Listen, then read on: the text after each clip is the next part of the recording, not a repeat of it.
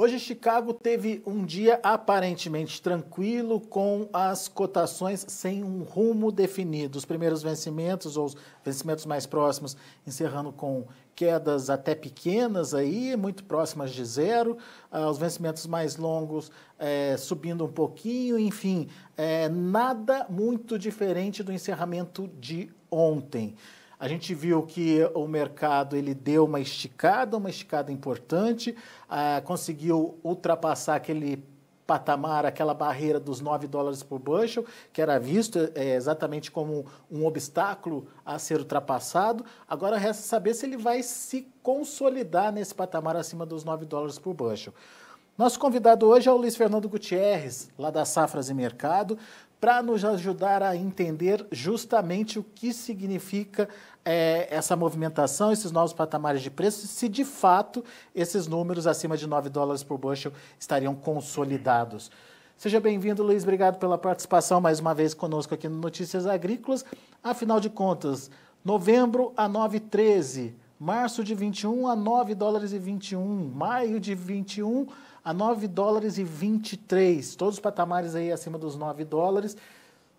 É um novo patamar estabelecido, está consolidado? Qual é a perspectiva de vocês aí nas safras?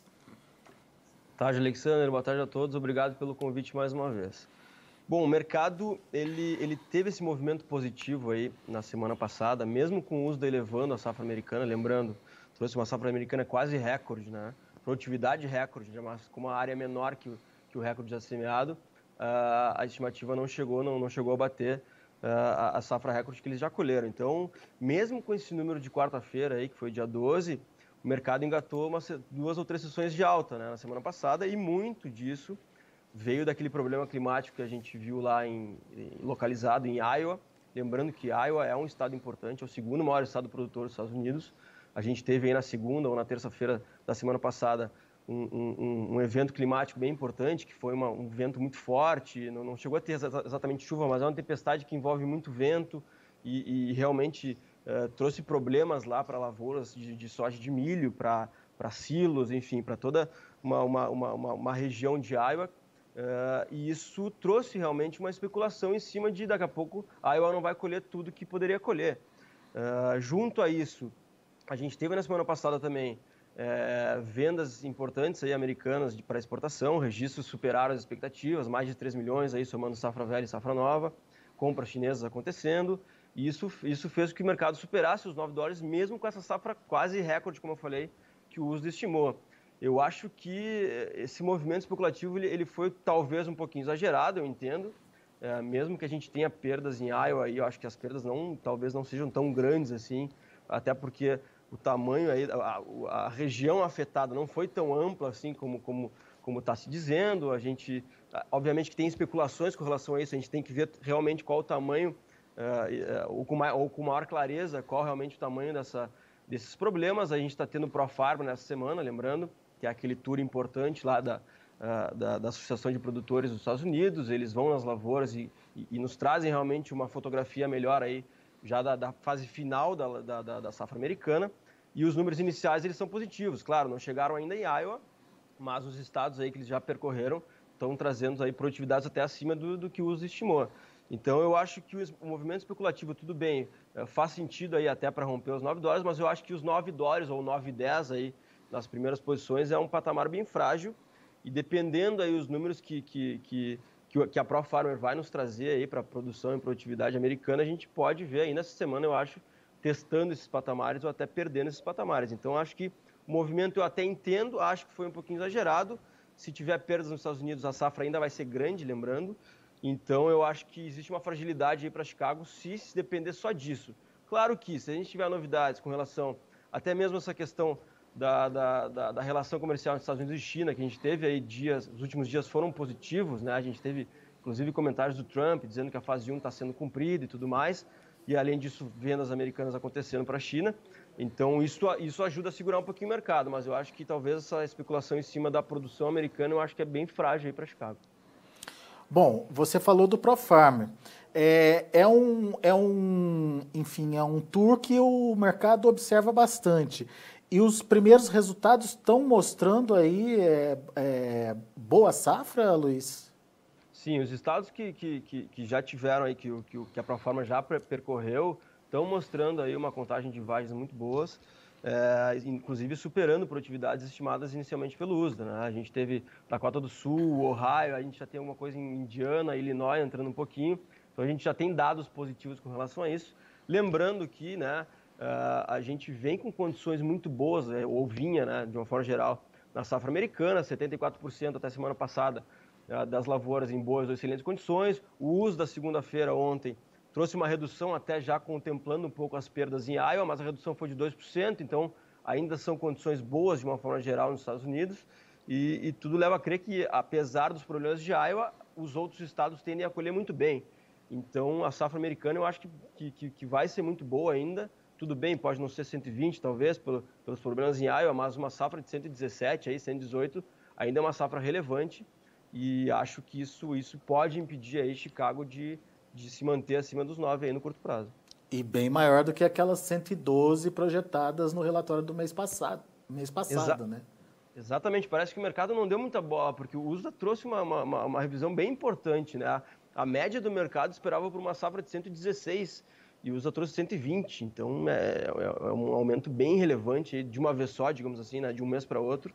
Então, acho que o mercado deixou meio de lado isso, mas eu acho que é importante ele voltar a olhar, porque a safra não é pequena, é grande. Juntando essa safra grande americana com uma safra potencial brasileira de mais 130 e uma recuperação de produção argentina e tudo mais, a gente pode ter uma safra mundial recorde ano que vem de novo, né? Ou na temporada que se inicia para o USDA a partir de setembro. Então, eu acho que o mercado tem que pesar isso. Eu acho que é por isso que eu digo que essa situação aí de Chicago, especulando com essa questão da produção americana, traz uma fragilidade aí em termos técnicos para Chicago.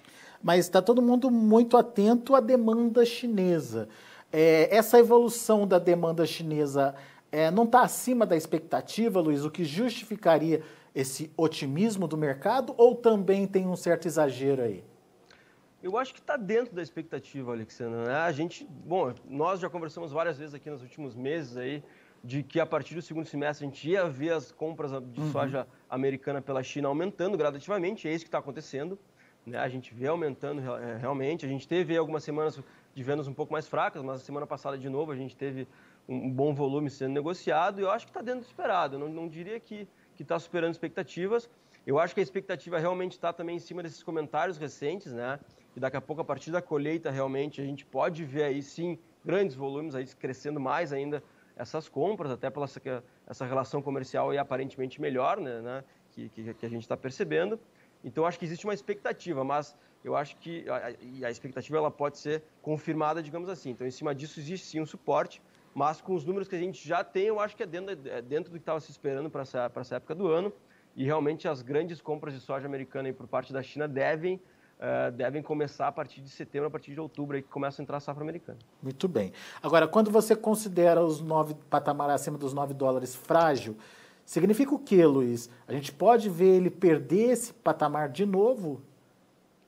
Eu acho que sim. Vamos lá, eu não estou dizendo que soja vai voltar para os 8,40, não é isso. Estou dizendo que o patamar de 9 ele vem se mostrando um patamar difícil de se manter nos últimos meses, né? A gente até percebeu em alguns momentos com especulação, soja rompendo os 9, mas com a fragilidade aí, perdendo os 9. A gente viu isso várias vezes nos últimos meses, isso acontecendo. Então, não é um patamar fácil de se romper, é um patamar bem importante, até psicológico para Chicago. E como eu falei, é uma safra americana grande, tudo bem, a demanda está aumentando pela soja americana, sim, é um fator de suporte, claro, mas eu acho que os 9 ainda precisa de mais do que só isso que a gente está vendo aí para o mercado realmente fincar o pé acima disso, né? Realmente estacionar acima disso e daí para cima. Então, como eu falei, eu acho que isso realmente, essa estabilização acima dos 9 e daí para cima só deve acontecer quando a China realmente comprar mais soja americana, mesmo com a safra americana entrando, mas eu acho que a demanda pode superar aí a sazonalidade de entrada de safra, e isso tem que se confirmar naturalmente. Então, por isso que eu digo que o patamar é frágil. Como eu falei, não que eu acho que vai voltar para os 8,40, mas eu acho que deve lateralizar entre os 8,60 e 9,10 aí, talvez com um pouquinho mais de fragilidade, como eu falei, dependendo do que acontecer com a safra americana. Muito bem. No Brasil, algum destaque importante, alguma observação especial para as negociações? Enfim, a demanda continua aqui, né, Luiz? A demanda continua, a gente continua exportando, a gente já está esgotando aí o que a gente tem para exportar. Bom, isso realmente tá cada vez mais, cada vez menos oferta a gente tem, né? E isso é o principal fator hoje, como eu tenho falado, de sustentação para preço, não é nem mais câmbio, é mais a questão de oferta mesmo. O mercado interno paga mais que a exportação hoje, né? Prêmios no interior do país estão pagando mais que a exportação, até ou parelhos com a exportação. Isso mostra realmente que a gente tem quase nada de soja para o resto do ano. Então, não é nenhuma novidade isso, a gente já esperava, a gente já vem falando há um tempo isso, e preços em cima disso batendo recordes aí semanalmente de novo, né? A gente tem aí 130 nos portos, e então não é uma novidade, mas a gente pode dizer que preços recordes aí realmente chamam a atenção ou continuam chamando a atenção no mercado, e a gente, sinceramente, eu acho que a gente deve continuar com esse suporte para preços aí até o final do ano, até a entrada da próxima safra, porque a gente realmente não tem oferta para tudo que a gente ainda tem para exportar, a gente ainda tem um pouco para exportar, a gente tem uma pauta ainda para mandar para fora, mas principalmente para consumir internamente, essa questão da oferta aí é o que está segurando o preço. Inclusive a gente já vê um movimento aí de importação, que já era esperado também, né? A gente deve fechar um ano aí com importações recordes, o Paraguai fornecendo soja para nós. Então isso deve realmente, esses fatores aí, né, principalmente a falta de oferta, devem segurar o preço aí até a entrada da próxima safra. E a indústria está disputando essa soja porque tem motivos, né? Os derivados estão muito bons também, né, Luiz? Exatamente, a gente também está exportando ainda relativamente bem, né, volumes razoáveis de farelo também, né? Então a gente precisa tanto de soja para consumo interno para o resto do ano, né, ou até janeiro, quanto para também para a pauta exportadora de farelo, que ainda está consumindo farelo brasileiro no mundo. Então, a indústria brasileira está realmente tá brigando por essa soja, como eu falei, está pagando mais até que a exportação para manter a soja aqui dentro, e isso é sintomático aí realmente de um mercado com oferta escassa. E essa discussão sobre retorno do B12 para o B10 aí pode ser um problema para o mercado? Com certeza, né? Sem dúvida que a questão do aumento aí nos últimos anos da mistura de biodiesel é um fator importantíssimo para o esmagamento aqui dentro, né? Ajuda a consumir soja, ajuda, enfim, a não deixar o quadro de oferta de soja ou o quadro de oferta e demanda tão folgado. Então, claro, sem dúvida que é importante, mas é uma questão mais, enfim, política, e aí, bom, aí realmente a gente não consegue fazer muita previsão com relação a isso, é realmente só acontecendo ou não para a gente poder, né, trabalhar em cima de números. Realmente, se a gente perder aí 2% de mistura, é um impacto importante no esmagamento, e tomara que isso não aconteça, né? Espero, porque seria um retrocesso não só para o complexo soja brasileiro, mas para a economia brasileira, eu diria. Então, tomara que não aconteça, mas realmente, se acontecer, a gente vai ter um impacto importante aí para o próximo ano ou para os próximos meses aí. Não sei quando pode acontecer, mas é algo realmente bem importante até para fechar o quadro de oferta e demanda brasileiro aí. Se a gente, por exemplo, não tivesse um B12, né, andando hoje, a gente talvez não tivesse escassez de soja, a gente estaria um pouquinho mais tranquilo, enfim. Então é realmente algo que tem que se acompanhar. Muito bem. Bom, de qualquer forma, a gente tem aí ainda um cenário bastante interessante para o mercado interno, certo? Interessante para o vendedor, né? Que ainda tem soja. Assim, é verdade, é verdade. Para quem depende do grão, tá complicado, né? Tá mas, complicado. mas negociar a safra nova é uma estratégia ou já perdeu o time, Luiz? Não, os preços da safra nova estão muito bons ainda, né? Até porque a gente está com esse câmbio a 5,50, hoje bateu quase, né? Então, preços de safra nova estão bons, sim. Claro, o produtor brasileiro, de uma forma geral, já vendeu bastante, praticamente metade da soja. Então, daqui para frente é normal que ele diminua o ritmo, até porque, vamos lá, a gente nem plantou a safra, a gente pode ter problemas climáticos, tomara que não, mas enfim, existe um risco natural, né, em se plantar uma safra. Tem a possibilidade de laninha, a princípio a gente não vai ter, mas está lá o NOAA apontando 60% de possibilidade. Então, daqui para frente é natural que as vendas diminuam, né, que a comercialização seja em ritmo mais lento, até por uma questão de proteção no sentido da produção, no sentido físico da produção, né? Porque a partir de 50% aí a gente já pode ter problemas de entrega se houver problemas de produção. Então é normal que o ritmo diminua daqui para frente, mas para quem ainda não vendeu muito, né?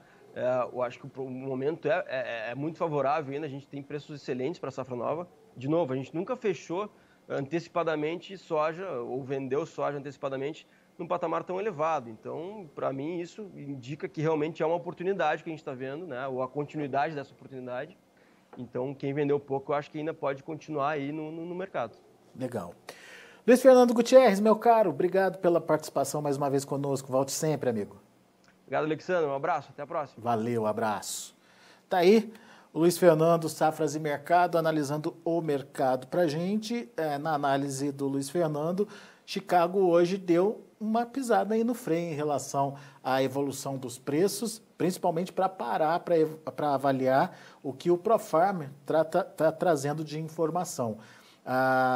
Segundo apurou o Luiz, nessa primeira rodada aí, que deve se estender ao longo de toda essa semana, foi constatado uma melhora da produtividade, aliás, com produtividades inclusive acima daquelas detalhadas pelo último relatório do USDA, que já eram consideradas produtividades bastante boas, né?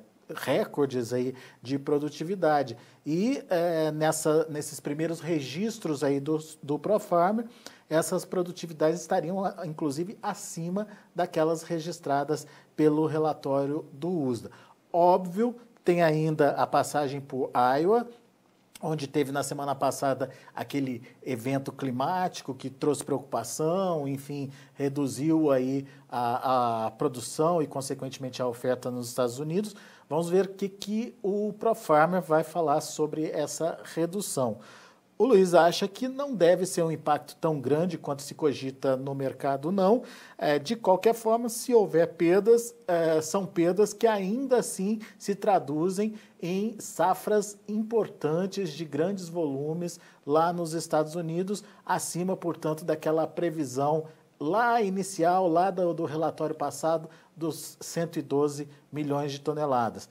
O Luiz diz que por mais comprometida que a safra em Iowa esteja, ainda assim é possível a gente ter uma produção americana na casa dos 117, 118 milhões de toneladas. Muito bem, vamos ver o que aconteceu com os preços hoje da soja, milho e trigo lá na Bolsa de Chicago. Você confere comigo. Novembro, 9 dólares e 13 centes por bushel, 1,5 de queda. O março, 9 dólares e 21 centes por bushel, caindo 0,25. O maio, 9,23, preço estável. E o julho de 2021, 9 dólares e 29 centes por bushel, subindo um pouquinho, 0,25. Esses são os números da soja. No caso do milho, houve uma queda aí nas cotações. Setembro, 3 dólares e 27 centes por bushel, perdendo 4 pontos. Dezembro, 3 dólares e 41 centes por bushel, perdendo 3 pontos. O março, 3 dólares e 54 centes por bushel, perdendo 2,5. E o maio, 3 dólares e 61 centes por bushel, uma queda também de 2,5 pontos.